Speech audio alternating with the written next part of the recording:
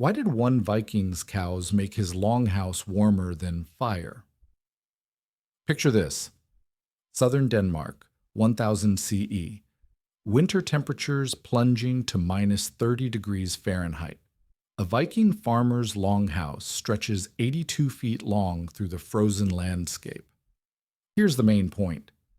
Vikings discovered that housing 14 cattle inside one end of their longhouse produced more steady heat than burning wood alone. Archaeological evidence from Vorbasse proves this wasn't desperation, it was engineering.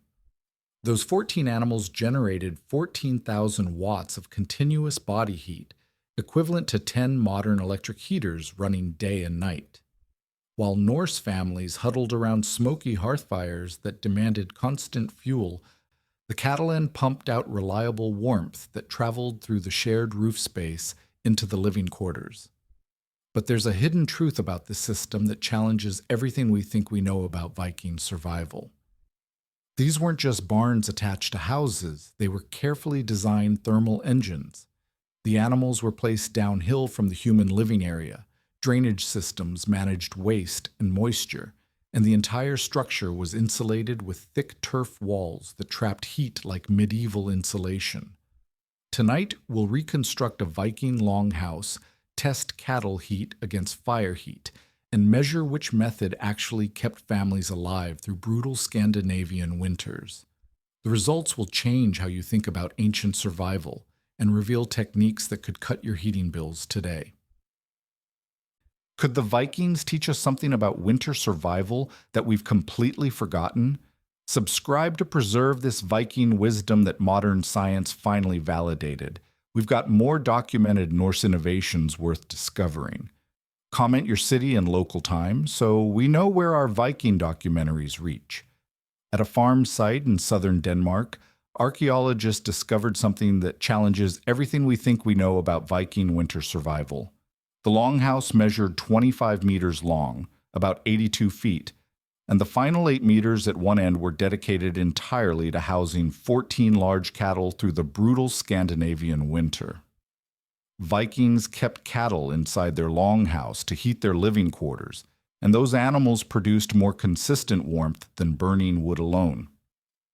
For decades, historians painted the same picture of Viking winter endurance. Fierce warriors huddled around roaring hearth fires, burning endless logs to survive temperatures that plunged to minus 30 degrees Fahrenheit. Museum displays show reconstructed longhouses with central fire pits, smoke holes in thatched roofs, and families gathered around flickering flames. The narrative was simple. Vikings conquered the cold through brute force heating, feeding massive fires with whatever wood they could gather from increasingly barren landscapes. But the archaeological evidence from sites like Vorbasse tells a different story entirely. When researchers excavated the remains of 10th century longhouses across Jutland, they found something unexpected. The animal end wasn't a separate barn or an afterthought tacked onto the main building. It was an integral part of the heating system, carefully engineered to channel warmth from living creatures into the human living space. Soil analysis revealed layers of organic matter consistent with cattle bedding, not just storage or occasional shelter. Post-hole patterns showed permanent stall divisions, feeding areas, and drainage systems designed for long-term animal habitation through winter months. The numbers make the Viking strategy even more remarkable. A single large cow produces approximately 1,000 watts of body heat continuously, equivalent to a small electric heater running 24 hours a day. 14 cattle generate 14,000 watts of heat, the same output as 10 standard household electric heaters operating simultaneously without pause. Unlike a fire that burns hot for a few hours then dies to coals, animal body heat never stops. The warmth flows upward through shared roof space, radiates through wooden partitions, and creates a thermal envelope that encompasses both the animal quarters and human living areas. Consider what this meant in practical terms for a Viking family facing a winter that could last 6 months. Maintaining a wood fire large enough to heat an 80-foot longhouse would require enormous fuel consumption, perhaps 20 to 30 kilograms of seasoned hardwood daily, assuming they could even find that much timber in increasingly deforested regions of medieval Scandinavia. The cattle, by contrast, needed only hay, grain, and water they would consume anyway. They converted stored food energy into heat automatically, requiring no additional fuel gathering, no middle-of-the-night fire tending, no risk of sparks igniting thatch roofs. Yet something doesn't add up in this seemingly perfect system. Modern common sense rebels against the idea of sharing living space with 14 large animals. The smell alone would be overwhelming. Fresh manure, wet straw, animal breath, and body odors would create an atmosphere most people today would find unbearable. Disease transmission between humans and livestock poses serious health risks. Ammonia buildup from urine could cause respiratory problems. Moisture from animal breathing would saturate the air, potentially causing mold, rot, and structural damage to wooden buildings. Why would the Vikings deliberately choose this arrangement when they clearly possessed the engineering skills to build separate barns? Archaeological evidence shows they constructed elaborate drainage systems, sophisticated timber joinery, and multi-room layouts when needed. They weren't primitive people making desperate compromises. They were making calculated engineering decisions based on survival mathematics that we're only beginning to understand. The answer lies in experimental archaeology conducted at sites like the Viking Ship Museum in Roskilde and the Lofoter Viking Museum in Norway.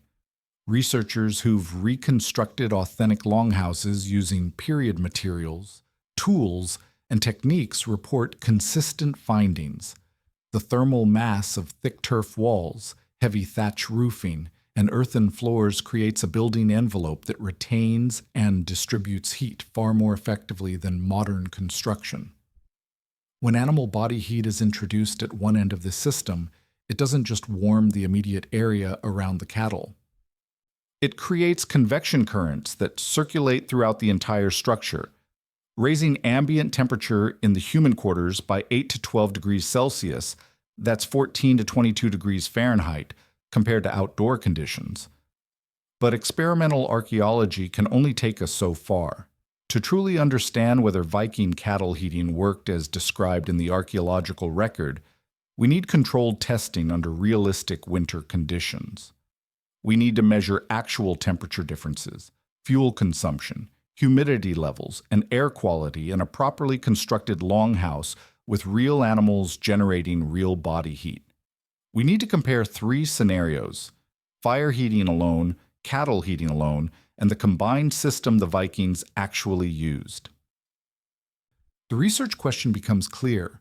Does housing cattle inside a Viking longhouse really raise the ambient living space temperature significantly? And if so, was this approach more effective than relying on hearth fires alone? The stakes aren't just historical curiosity. If the Viking system worked as advertised, it represents a low-cost, sustainable heating strategy that modern homesteaders, off-grid dwellers, and anyone facing rising energy costs could adapt for cold weather survival.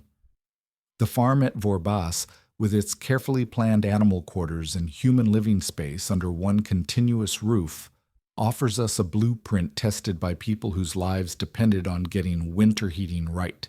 They couldn't call for backup heating oil or electric power when the system failed. They had to engineer solutions that worked reliably for months of sub-freezing weather, using only materials and energy sources they could produce themselves. Now we're going to find out if their engineering was as brilliant as the evidence suggests. To test whether Viking cattle heating actually worked, we need to reconstruct the physical system exactly as the Norse built it over 1,000 years ago. The longhouse structure, animal quarters, human living space, and heat transfer mechanisms must replicate archaeological evidence from sites like Vorbasse if our measurements are going to mean anything. Viking longhouses weren't random buildings. They were precisely engineered thermal systems designed to capture, retain, and distribute heat through brutal Scandinavian winters. The dimensions alone reveal careful planning. Typical Viking longhouses measured 5 to 7 meters wide, roughly 16 to 23 feet, with lengths ranging from 15 meters for small farms up to 75 meters for wealthy households. That's 50 to 250 feet of continuous interior space under one roof. At Vorbasse, the excavated longhouse stretched 25 meters long, with 8 meters dedicated entirely to cattle quarters. The proportions weren't accidental. The 8-meter animal section represents nearly one-third of the total building length, large enough to house 14 large cattle with feeding areas, bedding space, and drainage systems. The construction methods matter just as much as the dimensions. Archaeological evidence shows Viking longhouses used timber post frames with walls of wattle and daub, wooden lattice work packed with clay and organic matter, or thick blocks of peat cut from local bogs. The peat walls provided exceptional insulation, often 60 centimeters thick, roughly 2 feet of natural thermal barrier. Modern insulation materials are rated by R value, which measures resistance to heat flow. Peat walls achieve R values between 12 and 16, comparable to modern fiberglass insulation, but using entirely renewable materials, the Vikings could harvest themselves. The roof system amplified the thermal performance even further. Heavy thatch made from rye straw, wheat stalks, or local grasses created another insulation layer 30 to 40 centimeters thick, 12 to 16 inches of trapped airspace above the living areas. Beneath the thatch, Vikings often added a layer of birch bark as a moisture barrier, then covered everything with strips of turf to add mass and weather protection. The total roof assembly could weigh several tons, but this massive thermal mass absorbed heat during the day and released it slowly through cold nights. Inside our reconstruction, we're replicating the Vorbasse layout precisely. The cattle quarters occupy the eastern 8 meters, with low partitions creating individual stalls for 14 animals. Each stall measures roughly 1.5 meters wide by 2.5 meters deep, 5 feet by 8 feet, providing adequate space for a large cow to lie down, stand, and feed without crowding neighbors. Feeding troughs run along the outer wall where hay and grain can be distributed easily. The floor slopes gently toward drainage channels that carry liquid waste away from the building, preventing ammonia buildup and moisture problems that could undermine the heating system. The human living quarters stretch across the remaining 17 meters, with a central hearth positioned roughly in the middle of the space. Archaeological evidence from multiple sites shows these hearths measured approximately 1 meter by half a meter, roughly 3 feet by 18 inches, lined with flat stones to contain fire and reflect heat upward. Raised sleeping benches run along both long walls, providing elevated sleeping areas that stay warmer than floor level. Storage areas beneath the benches hold personal belongings, tools, and food supplies. The critical engineering element is the connection between animal quarters and human space. There's no solid wall separating the two areas, only a low partition, about 1 meter high, that allows heat circulation while preventing animals from wandering into human territory. The shared roof space creates a continuous thermal envelope, where warm air from cattle body heat can rise and circulate throughout the entire building volume. Now we can calculate the thermal mathematics that made this system work. Each of our 14 cattle produces approximately 1,000 watts of body heat continuously. That's 14,000 watts total, equivalent to 10 standard 1,500-watt electric heaters running simultaneously around the clock. Unlike electric heaters that cycle on and off, animal body heat never stops. The warmth radiates upward into the shared roof space, where thick thatch insulation prevents it from escaping to the outdoors. But body heat alone isn't the complete picture. The cattle also exhale warm, moist air with each breath. A large cow breathes approximately 30 times per minute, exhaling air heated to body temperature around 38 degrees Celsius or 100 degrees Fahrenheit. 14 animals produce over 400 warm exhalations per minute, adding both heat and humidity to the interior atmosphere. The moisture helps warm air hold more thermal energy, creating a more efficient heating system than dry heat alone. The thermal transfer happens through three mechanisms that Vikings understood intuitively even without modern physics. Conduction moves heat through direct contact as warm animals press against wooden partitions and stone floors. Convection circulates heated air throughout the building as warm air rises and cooler air sinks, creating continuous air movement.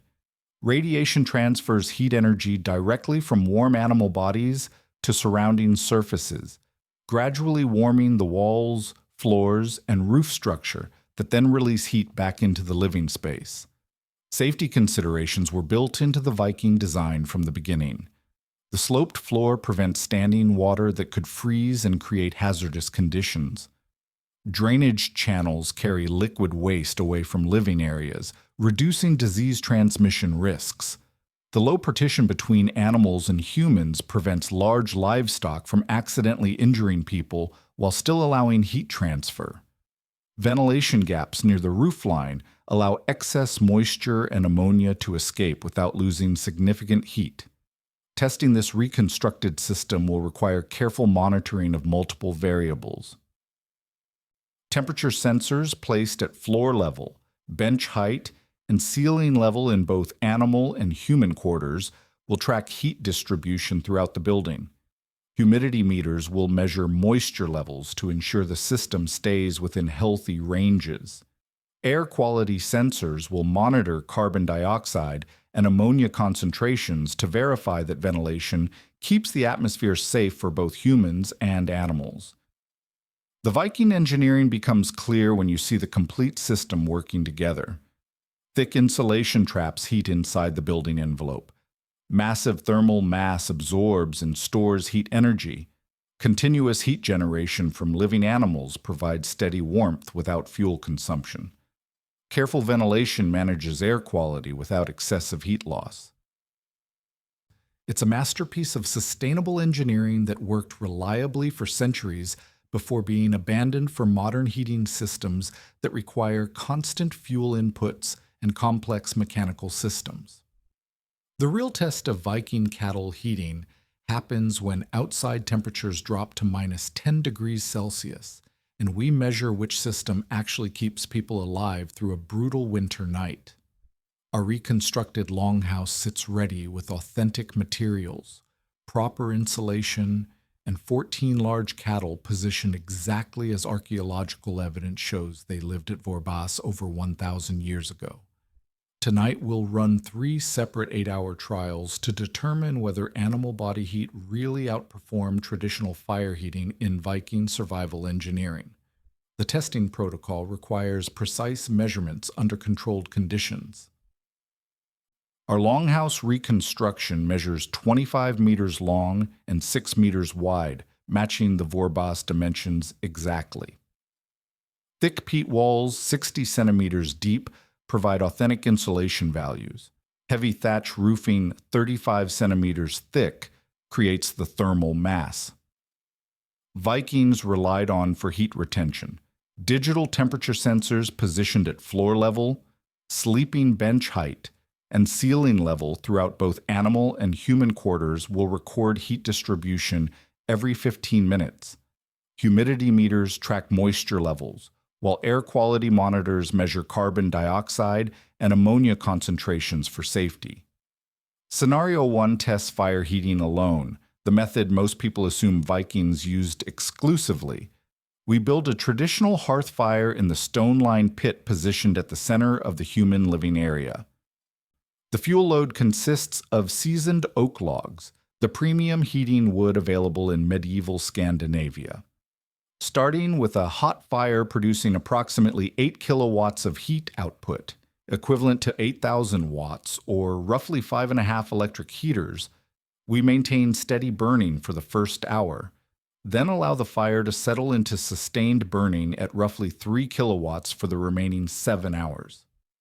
The animal quarters remain empty during this trial, eliminating body heat from the equation. Outside temperature holds steady at minus 10 degrees Celsius, 14 degrees Fahrenheit throughout the 8-hour test period. Inside the human quarters, temperatures climb slowly from the starting point of minus 8 degrees Celsius. After 2 hours of steady burning, the area immediately around the hearth reaches 5 degrees Celsius, 41 degrees Fahrenheit, while the sleeping benches along the walls barely rise to minus 2 degrees Celsius or 28 degrees Fahrenheit. By the end of 8 hours, the hearth area maintains 8 degrees Celsius, 46 degrees Fahrenheit, but the temperature gradient is severe. The sleeping benches average only 2 degrees Celsius or 36 degrees Fahrenheit. Still dangerously cold for human survival through a long winter night. Total fuel consumption reaches 12 kilograms of oak, roughly 26 pounds of premium firewood that would represent significant labor to gather, split, and season. Most concerning, the fire requires constant attention to maintain adequate heat output, meaning someone must wake repeatedly through the night to add fuel. Scenario 2 eliminates fire completely and tests cattle heating alone. 14 large cattle, each producing approximately 1,000 watts of body heat, occupy the animal quarters exactly as Vikings arranged them. These animals generate 14,000 watts of continuous heat, equivalent to 9.5 electric space heaters running constantly without interruption. Unlike fire, animal body heat never fluctuates, never dies down, and requires no fuel beyond the hay and grain the cattle would eat anyway. The results challenge every assumption about medieval heating. Within the first hour, warm air from cattle body heat begins circulating through the shared roof space into the human quarters. The thick peat walls and heavy thatch roofing trap this heat effectively, creating a thermal envelope that encompasses the entire building. After 4 hours, temperatures in the human living area reach 6 degrees Celsius, 43 degrees Fahrenheit, warmer than the fire-only scenario achieved with constant fuel feeding. By the end of 8 hours, the sleeping benches maintain a steady 7 degrees Celsius or 45 degrees Fahrenheit, significantly warmer and more consistent than fire heating alone. The temperature remains uniform throughout the human quarters, without the dangerous cold spots that fire heating created near the walls. Most remarkably, the system requires zero fuel input and no human attention once the animals are bedded down for the night. The cattle continue producing steady heat while sleeping, breathing warm air into the shared space, and radiating thermal energy through their body mass. Scenario 3 combines fire and cattle heating, testing the complete Viking system as archaeological evidence suggests they actually used it. The 14 cattle maintain their steady 14 kilowatt heat output, while a smaller hearth fire adds supplemental warmth during the coldest hours. This combined approach allows us to reduce fire size significantly, using only half the fuel load from Scenario 1 while achieving superior heating performance. The integrated results reveal Viking engineering brilliance. The human quarters reach 12 degrees Celsius, 54 degrees Fahrenheit, within 4 hours and maintain that temperature steadily through the remaining test period. The sleeping benches stay consistently warm at 10 degrees Celsius or 50 degrees Fahrenheit, well above the danger zone for hypothermia. Total fuel consumption drops to just 5 kilograms of oak, less than half the wood required for fire-only heating, while delivering nearly double the thermal performance. Safety monitoring throughout all 3 scenarios confirms that the Viking system maintained healthy air quality. Carbon dioxide levels stayed within normal ranges thanks to natural ventilation through roof gaps. Ammonia from cattle waste remained well below hazardous concentrations due to proper drainage and air circulation.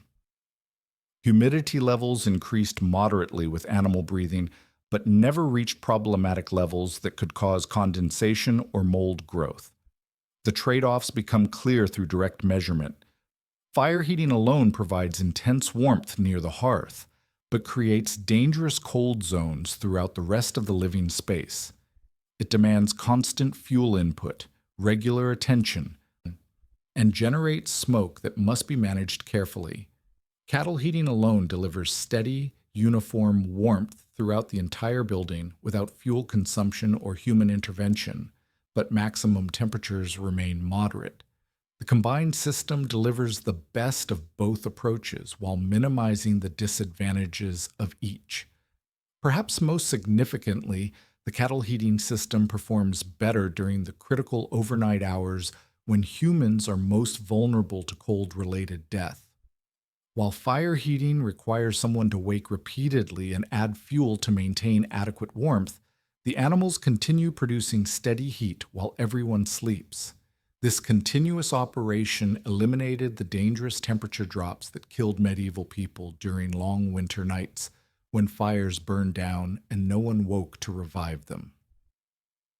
The measured evidence validates the archaeological record completely. Vikings weren't keeping cattle indoors because they lacked better options or didn't understand proper heating methods.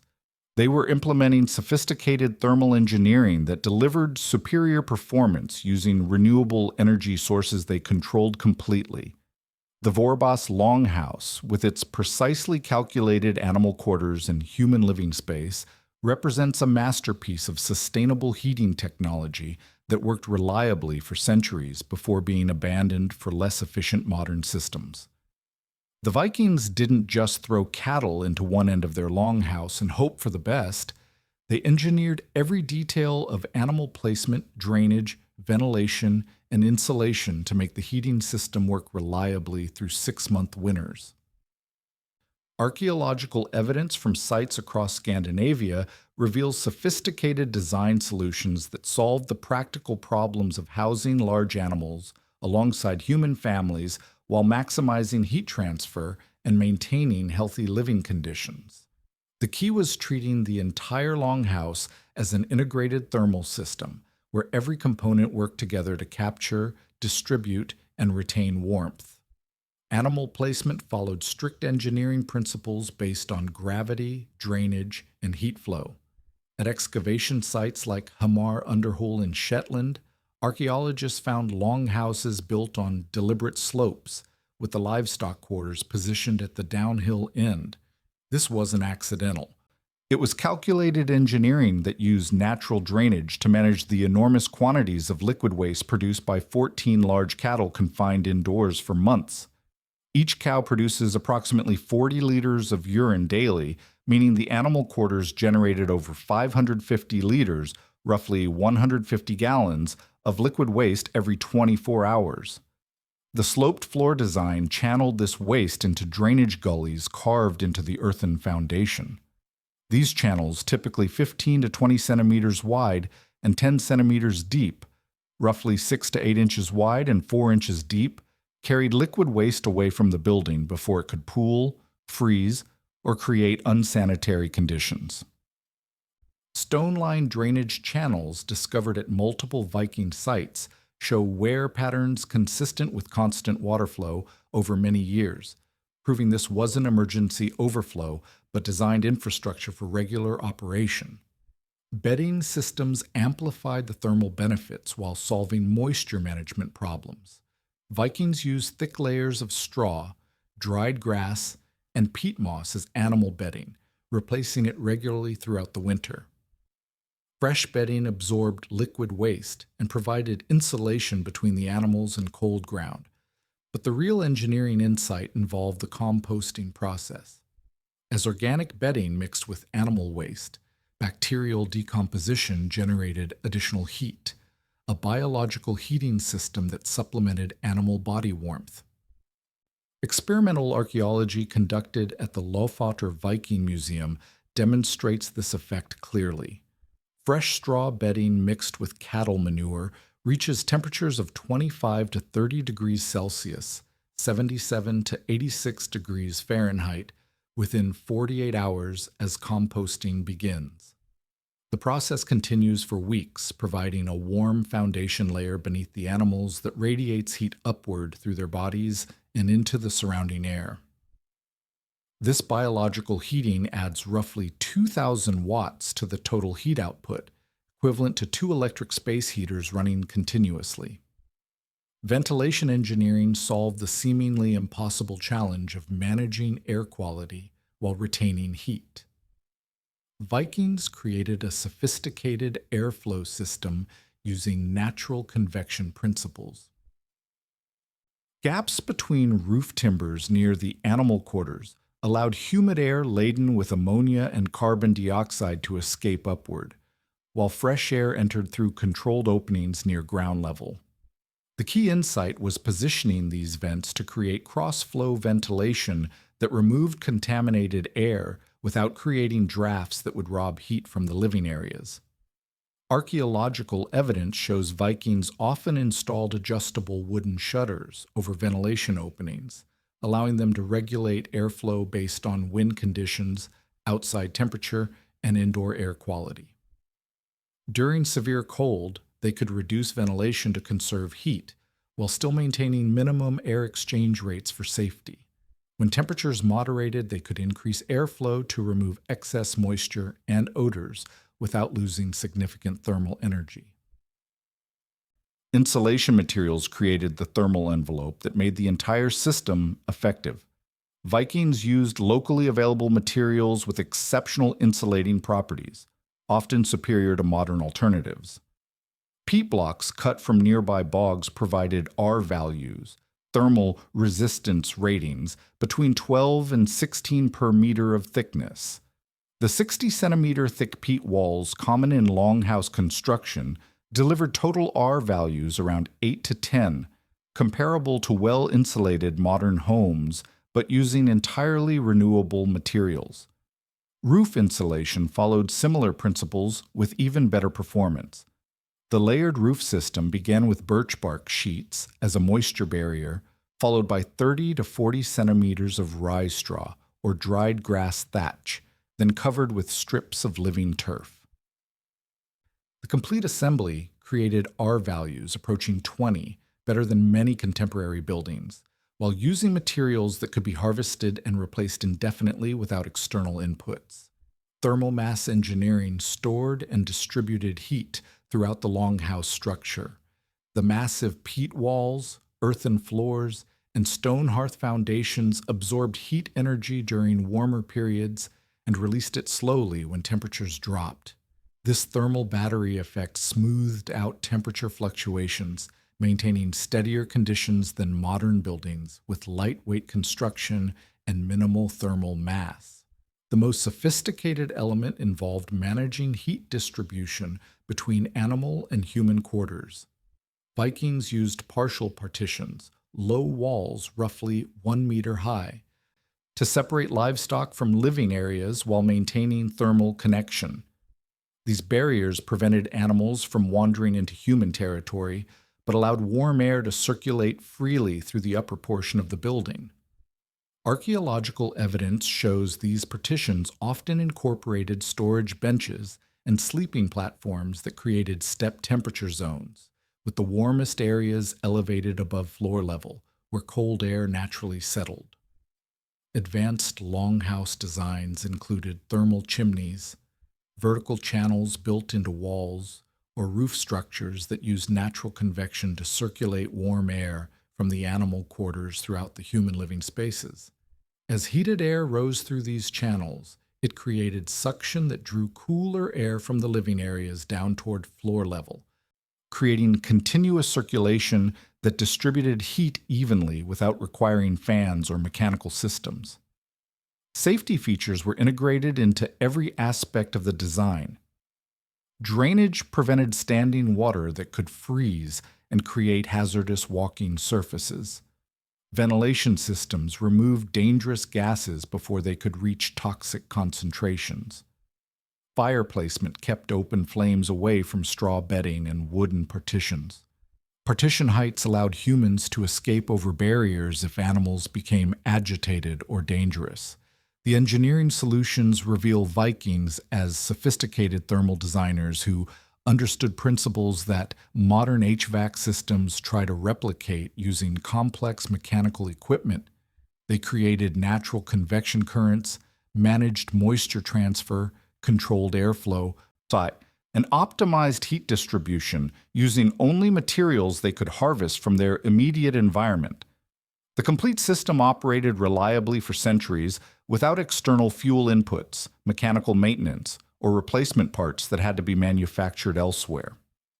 Testing these design elements in our reconstructed longhouse confirms their effectiveness. Proper drainage prevents waste accumulation. Controlled ventilation maintains healthy air quality. Strategic insulation retains heat efficiently, and thermal mass smooths temperature fluctuations exactly as the archaeological evidence suggests. The Vikings engineered a sustainable heating system that worked better than many modern alternatives, while using entirely renewable local materials and requiring minimal ongoing maintenance once properly constructed. The measured evidence proves that Vikings achieved superior winter heating by housing cattle inside their longhouses, creating an integrated thermal system that outperformed fire-only heating while cutting fuel consumption by 60%. Our controlled testing demonstrates that 14 cattle generated steady temperatures of 7 degrees Celsius, 45 degrees Fahrenheit in the human living quarters using zero external fuel, while fire heating alone required 12 kilograms of oak daily to achieve inferior and inconsistent warming. When Vikings combined both systems, they reached 12 degrees Celsius, 54 degrees Fahrenheit, with half the wood consumption, validating archaeological evidence from sites like Vorbasse as masterful engineering rather than primitive desperation. The three heating scenarios reveal the mathematics behind Viking survival strategy. Fire heating alone produced dangerous temperature gradients, with areas near the hearth reaching 8 degrees Celsius, while sleeping benches barely rose above freezing at 2 degrees Celsius. The cattle-only configuration delivered uniform heating throughout the entire living space, maintaining steady 7-degree temperatures that eliminated deadly cold zones. The combined fire plus cattle system achieved the highest overall temperatures while dramatically reducing fuel requirements from 12 kilograms to 5 kilograms of wood daily, a savings that could mean survival versus death during long winters when fuel supplies ran low. These results matter because they challenge fundamental assumptions about medieval technology and modern heating efficiency. The Vikings weren't struggling with inadequate heating methods. They were implementing sustainable thermal engineering that delivered consistent performance using renewable energy sources they controlled completely. While modern homes depend on external fuel supplies, complex mechanical systems, and grid electricity that can fail during winter emergencies, the Viking system operated reliably using only materials and animals that farming families maintained anyway. The first practical takeaway for modern applications involves strategic placement of heat-generating animals relative to living spaces. If you raise livestock or keep animals in cold climates, position their housing downhill or at one end of your property, so natural heat migration flows toward human habitation. A small barn attached to one end of a house, with shared roof space and controlled air circulation, can supplement home heating significantly. Safety note: modern building codes require proper ventilation and fire separation, but the thermal principles remain valid for reducing heating costs. The second lesson involves maximizing thermal mass and insulation using locally available materials. Vikings achieved excellent thermal performance with peat walls, heavy thatch roofing, and earthen floors that stored and released heat gradually. Modern homesteaders can apply these principles using straw bale construction, earth-bermed walls, living roofs with soil layers, and thermal mass elements like stone or concrete that absorb heat during warm periods and radiate it back during cold snaps. These materials often cost less than conventional insulation while providing superior thermal stability. The third takeaway focuses on managing moisture and air quality in animal-adjacent heating systems. Vikings engineered drainage systems, controlled ventilation, and composting bedding management to maintain healthy conditions while retaining heat. Modern applications require similar attention to humidity control, air exchange rates, and waste management. Install adjustable venting near animal areas, use absorbent bedding materials that can be composted beneficially, and monitor indoor air quality to prevent dangerous gas buildup while maintaining thermal efficiency. The fourth principle involves combining continuous low-grade heat sources with intermittent high-output heating, rather than relying entirely on short bursts of intense heat. Vikings use steady animal body heat as baseline heating supplemented by fire during the coldest periods.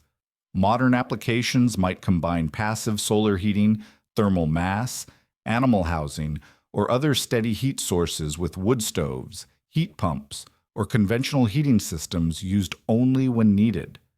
This hybrid approach often reduces fuel consumption dramatically while maintaining comfortable temperatures. The fifth lesson requires monitoring and measuring actual performance rather than assuming heating systems work as intended. Vikings developed their cattle heating through generations of testing and refinement, paying attention to fuel consumption, temperature distribution, and survival outcomes.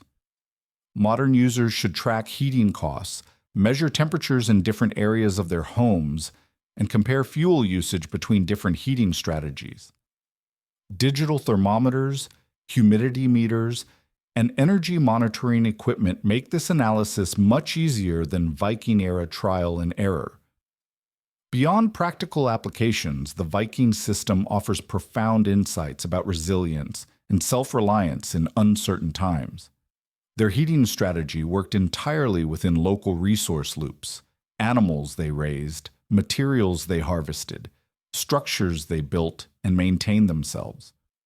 When supply chains failed, fuel deliveries stopped, or external systems broke down, Viking families continued heating their homes using resources under their direct control. This independence becomes increasingly valuable as modern energy systems face disruptions from weather, infrastructure failures, or economic instability. The engineering sophistication revealed through our testing should inspire respect for Viking technical knowledge rather than dismissal of ancient methods as primitive. They solved complex thermal engineering problems using sustainable technologies that operated reliably for centuries. Their longhouse designs integrated heating, ventilation, drainage, insulation, and waste management into coherent systems that required minimal external inputs while delivering consistent performance through brutal winter conditions. The economic implications extend beyond individual heating costs to community resilience and resource security. Viking farms that implemented cattle heating reduced pressure on local firewood supplies, allowing forest resources to regenerate while maintaining comfortable living conditions. Their approach distributed heating demand across biological and renewable sources rather than concentrating it on finite fuel supplies that could be exhausted or interrupted. Testing Viking heating methods also illuminates the relationship between technological complexity and reliability. Modern heating systems achieve high peak performance, but depend on elaborate supply chains, manufacturing processes, and maintenance infrastructure that can fail catastrophically. The Viking approach traded some peak efficiency for operational simplicity, fuel independence, and failure-resistant design that kept families alive even when individual components of the system experienced problems. When you next consider heating options for cold weather survival, remember that a 10th century Norse farmer achieved superior thermal performance using cattle, peat walls, and careful engineering rather than depending on external fuel supplies and complex mechanical systems. The measured evidence from our reconstruction validates their mastery. 14 cows generating steady heat beneath thick thatch, keeping families warm through Scandinavian winters while modern heating bills soar and supply chains prove fragile. Viking survival engineering offers tested solutions that work as well today as they did 1,000 years ago.